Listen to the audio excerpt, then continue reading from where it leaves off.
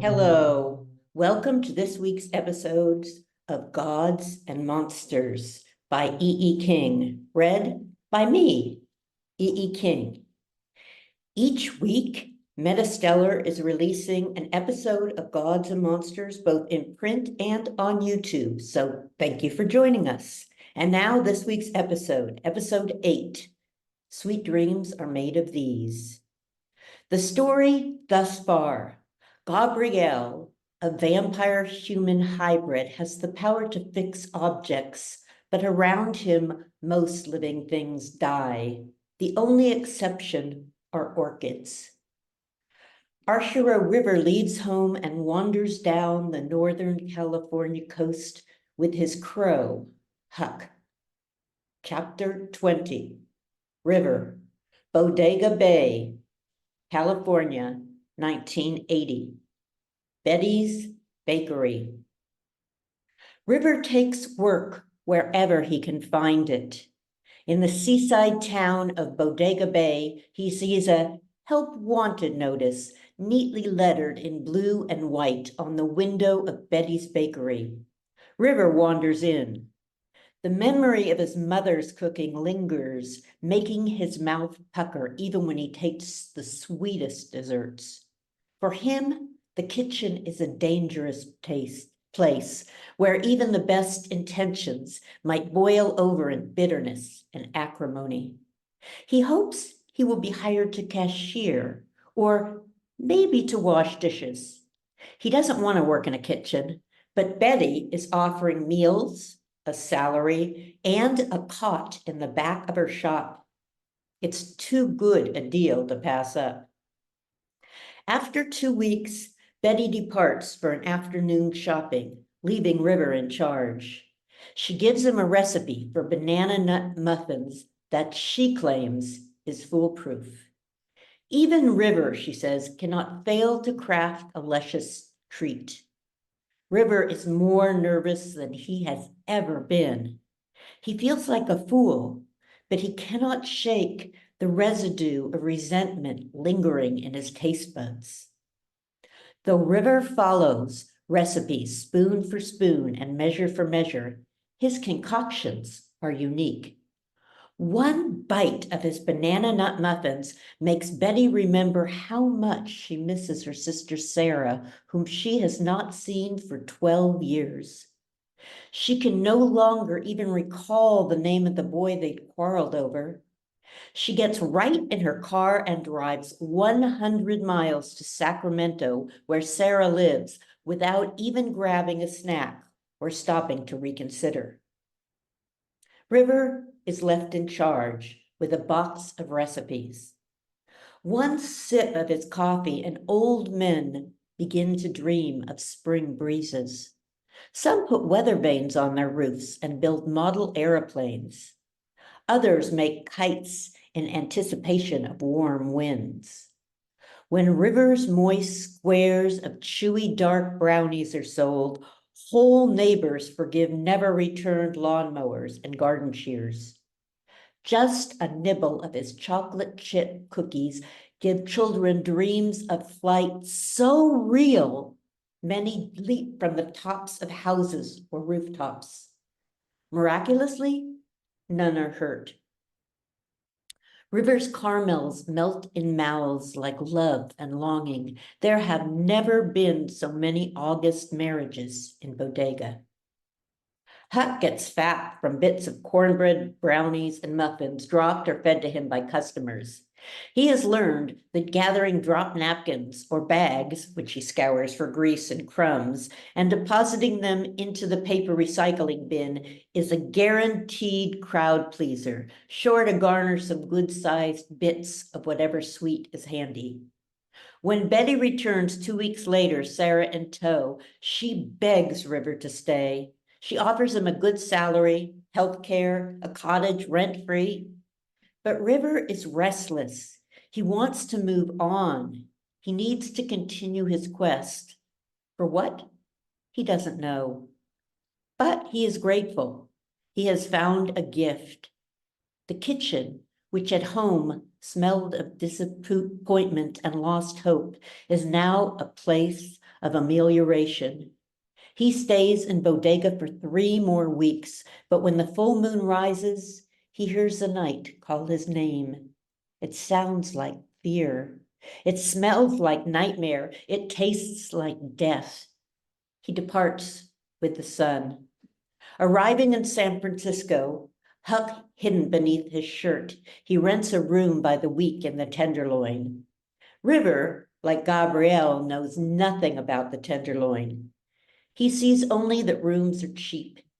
He roams the cool gray city, colorful with painted Victorian ladies and hidden alleys, becoming familiar with secret streets and arcane corners. He wanders up crooked alleyways, rounding corners to discover unsuspected vistas, city and bay spread out like an architect's model. He misses the woods, but when a single finger of light probes through a cloak of mist illuminating the bay, he knows that he has arrived, at least for a time, at his destination.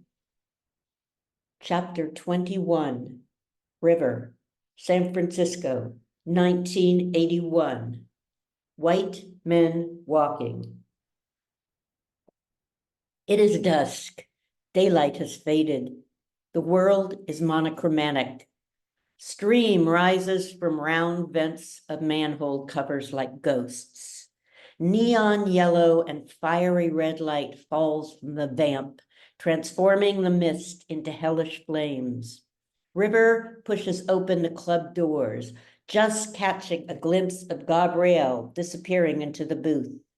River recognized Gabrielle immediately, even though it has been 20 years between sightings, even though River was only 7.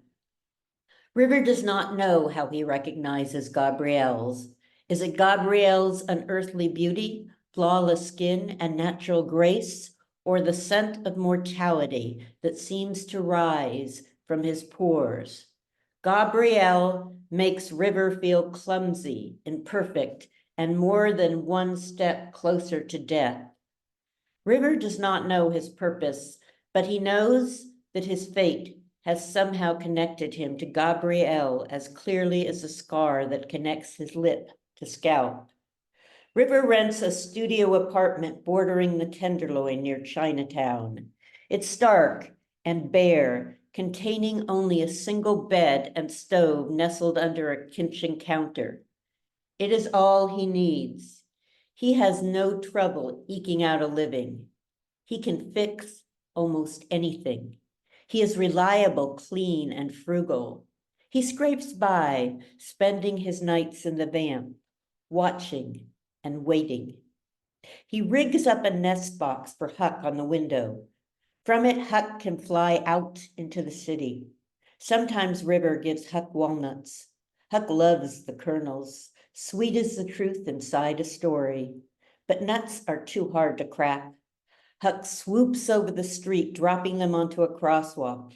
He lets the onrush of tires shatter the armor casing. When the tiny white neon walking man blinks on, Huck wanders into the crosswalk. He picks out the tender meat from the fragments. From above, River watches, ready to warn Huck if someone looks dangerous. The white blinking man walking lacks hands, neck, and feet. The lack of feet bothers River. Feet are, after all, the #1 prerequisite for walking. If River were designed in signs, he would make certain that walking men had feet. Chapter 22, Gabrielle, San Francisco, 1981. Sweet dreams are made of these. Gabrielle is spinning discs at Club Vamp when he sees her. She is as beautiful as the first hour of the first frost, when every leaf is outlined in a tracing of ice. Gabrielle looks at his playlist requests. Sweet dreams are made of these, requested by River Jones. It is a sweet, melancholy song, not a dance song, not a vamp song. Gabrielle whispers into the mic. His voice echoes as if inside a deep cavern. River Jones, you have won the music contest. You will be tonight's guest DJ. A man walks to the door of Gabriel's booth. He is solid and muscular. A jagged scar runs from the corner of his mouth up to the sandy hair that falls over his right eye. Gabriel has seen him before. He is there most nights, leaning on the bar and watching the crowd. He never dances. He will not go near the video games. He hardly drinks, nursing a single scotch for an entire night. Something about River twinges Gabriel's memory, but Gabriel ignores it. He has no time to think about River. His body aches with the need to dance with the pale, beautiful stranger. It's like hunger. He gives River a playlist and leaves the booth. He glides toward the lovely woman.